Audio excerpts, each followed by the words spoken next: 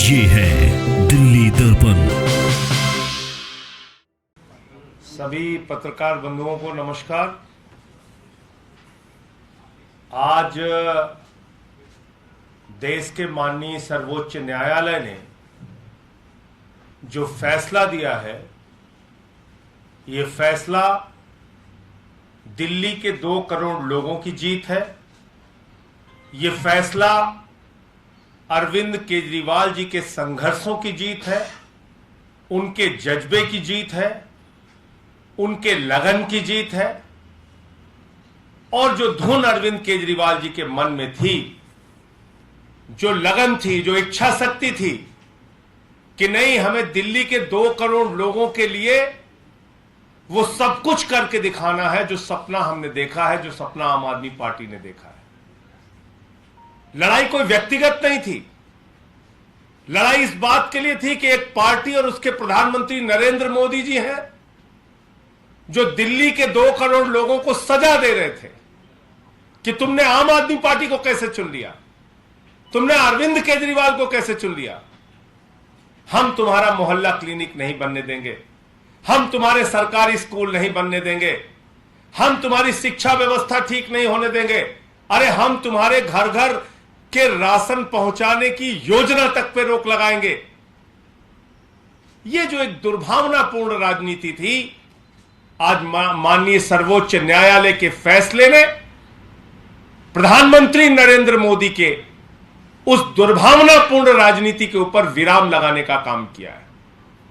और इस फैसले ने यह भी साबित किया है कि किस तरीके से केंद्र की सरकार, नरेंद्र मोदी जी की सरकार, लोकतांत्रिक ढंग से प्रचंड बहुमत से चुनी हुई अरविंद केजरीवाल जी की सरकार का गला घोट रही थी, किस तरीके से उनके काम में अड़ंगे डाल रही थी, किस तरीके से उनके काम में रोड अटका रही थी। यह आज इस फैसले से साबित हुआ है। तो इसके लिए दिल्ली के वो 2 करोड़ लोग जो अपने लाल अरविंद केजरीवाल के साथ हर परिस्थिति में खड़े रहे, वो सब बधाई के पात्र हैं। अरविंद केजरीवाल जी और पार्टी का एक एक कार्यकर्ता, वो सारे लोग बधाई के पात्र हैं जो इतनी दुश्वारियों में, इतनी मुसीबतों में भी दुनिया के अंदर एक बेहतरीन सरकार चला के दिखाया। केजरीवाल जी का गुनाह क्या था, क्या गलती थी उनकी? उन्होंने कहा हमें दिल्ली के सरकारी स्कूल अच्छे करने हैं। कौन से सरकारी स्कूल? जो केजरीवाल साहब के मुख्यमंत्री बनने के पहले जिन सरकारी स्कूलों में मकड़ी के जाले लगे हुए थे, वहां टाट पट्टी पर बच्चे बैठ के पढ़ते थे, बच्चियों के लिए टॉयलेट का इंतजाम नहीं था। उन सरकारी स्कूलों को अरविंद केजरीवाल जी ने, मनीष सिसोदिया जी ने इतना बेहतरीन बनाया कि अमेरिका के राष्ट्रपति की पत्नी हिंदुस्तान आई तो उसने कहा हमें अरविंद केजरीवाल और मनीष सिसोदिया ने जो सरकारी स्कूल बनाया वो स्कूल देखना है।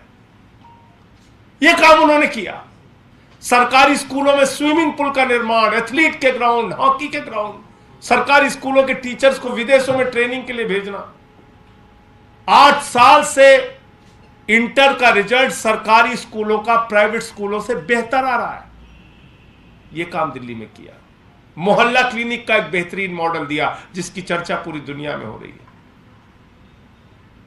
डोर टू डोर राशन की स्कीम लागू करना चाहते थे, नहीं होने दिया। मोहल्ला क्लिनिक की संख्या बढ़ाना चाहते थे, उस पर रोक लगा के बैठे। हर काम में रोड़ा, हर काम में रोक, हर काम में परेशान करना। लेकिन जो कहा जाता है कि सत्य परेशान हो सकता है, पराजित नहीं हो सकता, वो बात आज सब सच साबित हुई। और यह भी सच साबित हुआ, लोकतंत्र के अंदर, डेमोक्रेसी के अंदर जनता मालिक है और जनता के द्वारा चुनी गई सरकार ही सर्वोपरि है। कोई एलजी, कोई लाट साहब, कोई राज्यपाल सर्वोपरि नहीं है। कोई लाट साहब बॉस नहीं हो सकता एक चुनी हुई सरकार के ऊपर।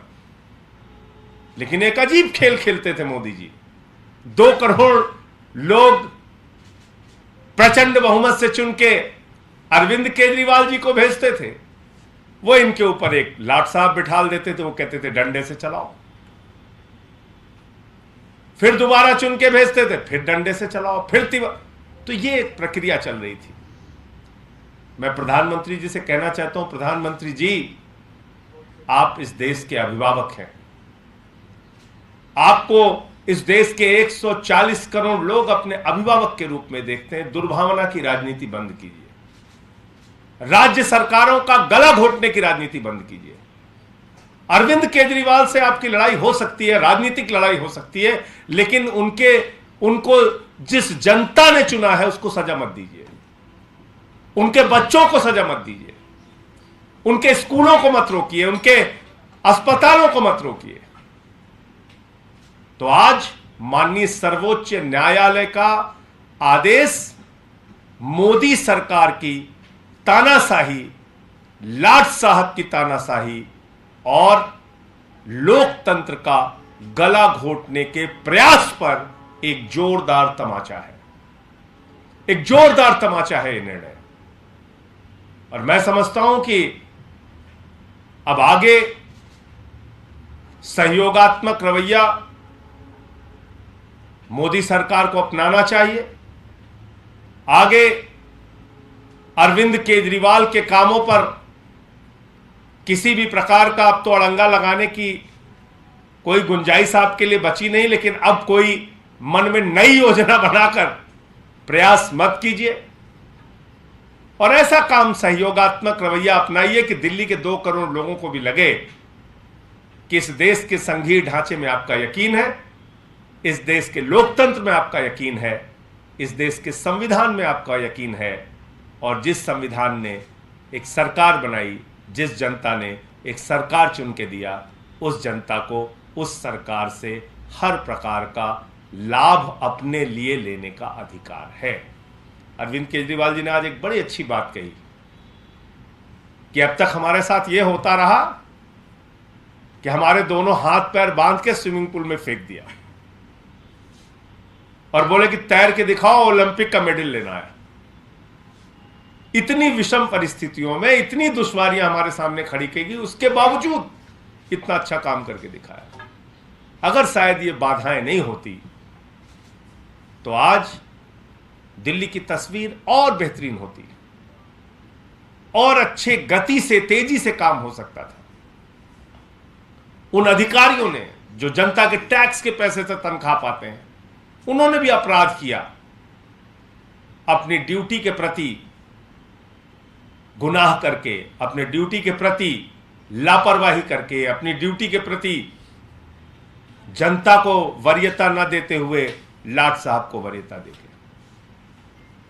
तो ये मेरी ओर से कहना था कि ये बहुत बड़ी जीत है, लोकतंत्र की जीत है, दिल्ली के 2 करोड़ लोगों की जीत है, माननीय अरविंद केजरीवाल के संघर्षों, उनके जज्बों, उनके लगन की जीत है।